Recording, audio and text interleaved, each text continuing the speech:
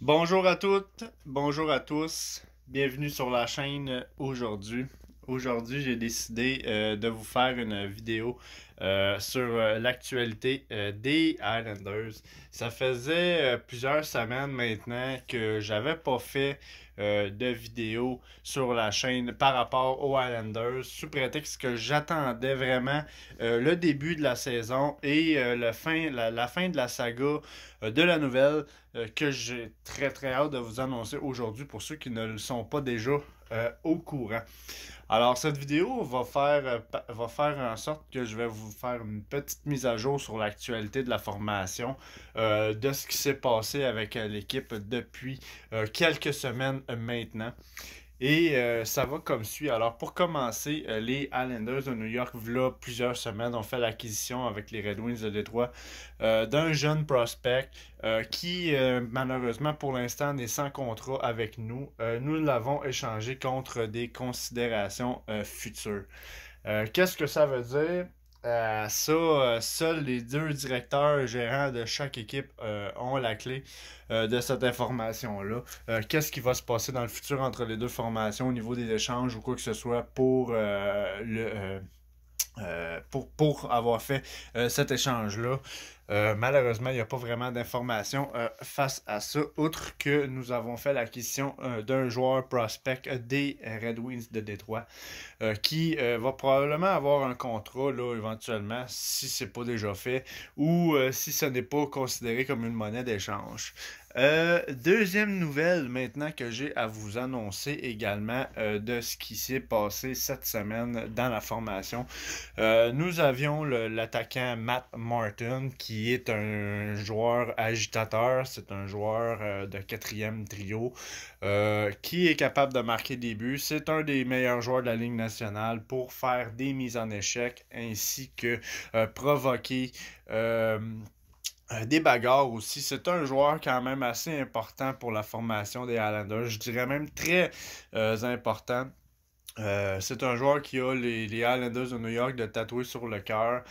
C'est un joueur également qui a une fondation pour les jeunes enfants qui essaie de ramasser des fonds justement pour que les jeunes puissent jouer au hockey. Alors c'est un joueur de très grand cœur, un joueur très apprécié de ses coéquipiers. Matt Martin, un joueur qui n'a pas peur, n'a pas froid aux yeux pour tout faire pour aider sa formation. Un joueur que je suis vraiment heureux d'apprendre que les Islanders lui ont réoffert un contrat de 4 ans pour 1,5 par année.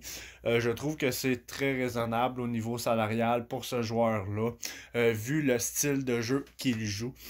Très heureux qu'il reste avec la formation. C'est un joueur qui peut apporter énormément sur la quatrième ligne des Highlanders, sachant que les Highlanders ont la meilleure quatrième ligne de la Ligue nationale, avec Casey Cizikas, Carl Clutterbuck, ainsi que Léo Komarov, qui peut également transiger sur la quatrième ligne, qui peut vraiment faire un impact énorme sur la patinoire, vu qu'au niveau offensif, on n'est pas la meilleure formation.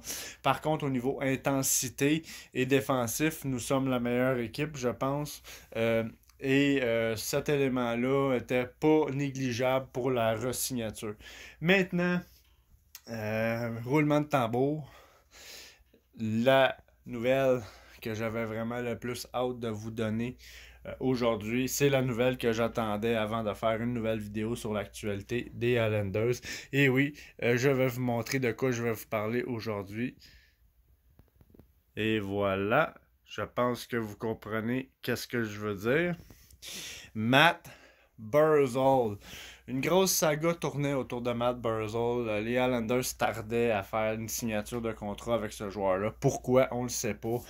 Bien évidemment, c'est un très gros contrat pour l'équipe, un très gros contrat pour le joueur. Alors, ça prenait beaucoup de négociations, vraiment, pour arriver aux fins de ce contrat-là. Et c'est enfin réglé et terminé. Et je suis vraiment très heureux parce que c'est le joueur que je souhaitais le plus préserver dans cette équipe-là, puisque pour mon opinion personnelle, et vous en penserez ce que vous voudrez, je considère que Matt Barzal, malgré ses petites failles encore dans son jeu offensif, est le franchise players des Islanders de New York. Et sans ce joueur joueur-là, je pense qu'un énorme trou aurait été créé dans la formation. Et c'est pourquoi les Islanders ont réussi à s'entendre avec Matt Barzal pour un contrat de 3 ans totalisant 21 millions de dollars. C'est énormément d'argent, mais je considère que le talent de ce joueur-là mérite entièrement le salaire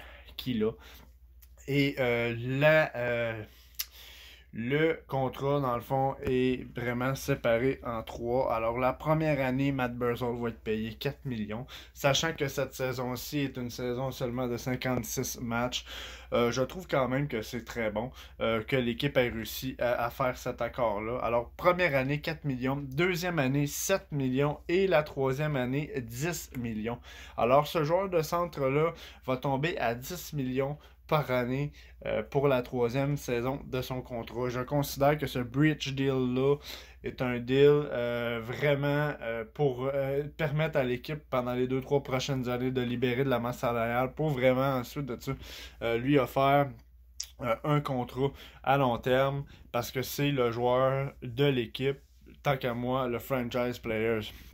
Et tout est vraiment réglé dans l'ordre pour les Islanders cette année pour la nouvelle saison.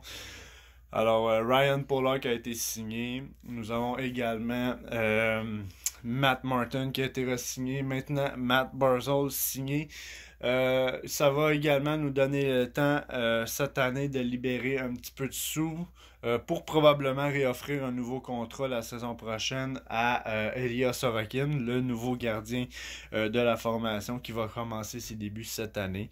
Et je pense que ce gardien-là va faire une grande différence. Et cette année, on va pouvoir vraiment essayer d'accentuer la force sur libérer de l'argent absolument pour pouvoir réoffrir à ce goaler-là un contrat décent pour probablement son avenir chez nous. Peut-être un autre bridge deal pour lui également de 2 ou 3 ans pour la saison prochaine, ce que j'espère fortement.